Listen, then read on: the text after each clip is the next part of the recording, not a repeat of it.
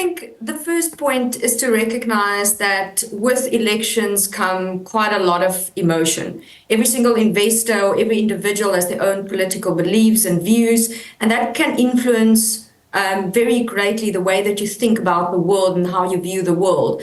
And I also think elections tend to bring some level of uncertainty into markets, without a doubt. And it prompts the question, will there be policy change, what that will mean for sentiment, and what that will mean for asset prices at the end of the day.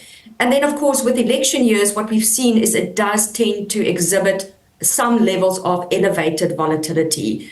But with that being said, Nastassia, I think it's easy to lose perspective when the environment is as noisy as it is. As you mentioned, I mean, it's a big year on the election front, not just locally, but globally. And it's important for investors to realize that elections don't happen in a vacuum.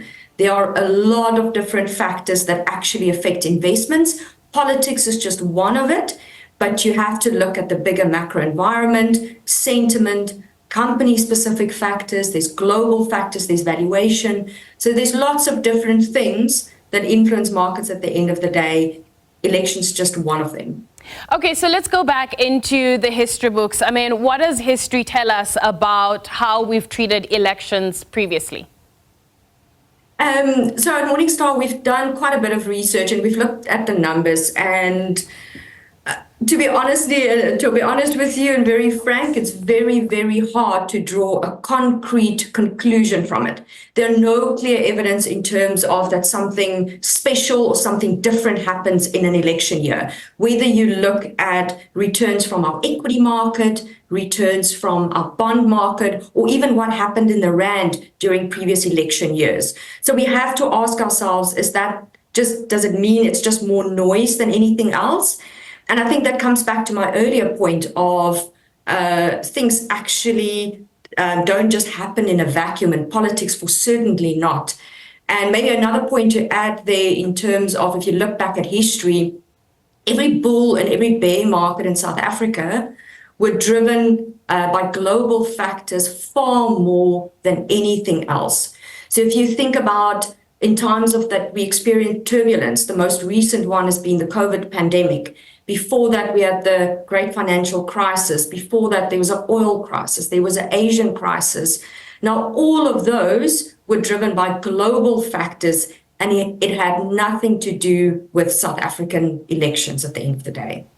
Let's get into the note that you've written. I mean, you go into 2016 and 2020. For those who may not necessarily remember what was going on in those particular years, let's talk about 2016, for instance. What was happening there that drove those small rallies that we saw?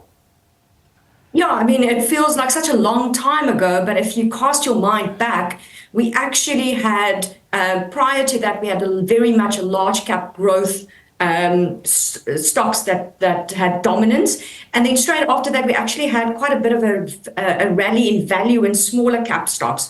So if you can't recall what happened at that time, it was very prominent from a US election perspective, where there was a fight between the Republicans as well as the Democrats in terms of who's going to take power. And if you just detangle what has happened in the market versus who was in power at that time, earnings and cash flows were ultimately much bigger drivers of those markets rather than what happened from a political point of view. When we talk about expectations for 2024, when it comes to the local elections, never mind whether we're going to see coalitions, etc., but when we're talking about market expectations, what are investors expecting post the election outcome here? I mean, I think that's the golden question. I mean, what the outcome is going to be. Probably if you look at polls now, it gives you a fair indication of what the expectation is. But there's been an interesting development in the last couple of weeks that we've started to see foreigners buying some of our local bonds. And that could just be a sign that the outcome of the election might be slightly more positive than initially anticipated. But regardless of the outcome, I think the government has some challenges. There's increased debt servicing cost on top of higher debt. There's corruption to deal with. There's high levels of unemployment. You've got a low growth environment in South Africa. And then there's challenges with South African infrastructure. So it doesn't matter who the coalition will be with, there are some serious challenges. And the missing piece for me is just confidence that the government is doing a good enough job to provide an environment that's conducive for business at the end of the day. What's your sense of the performance of the local and bond market in the lead up to this particular election? So let's look at year-to-date performance. So on a year-to-date basis, I mean, the South African stock and bond market initially lagged our developed market peers by quite a large margin, and that seemed to turn a little bit off late. So as I mentioned earlier, we started to see a little bit of foreign interest into our bond market, so you started to see a little bit of a tick up in prices. But bear in mind that it comes from a very, very low base. So in South Africa, confidence is still very low. Starting prices are very low. Valuations are low and earnings are low. So you've got this combination where you don't actually need a lot of things to go right for you to actually derive pretty good returns from this point going forward.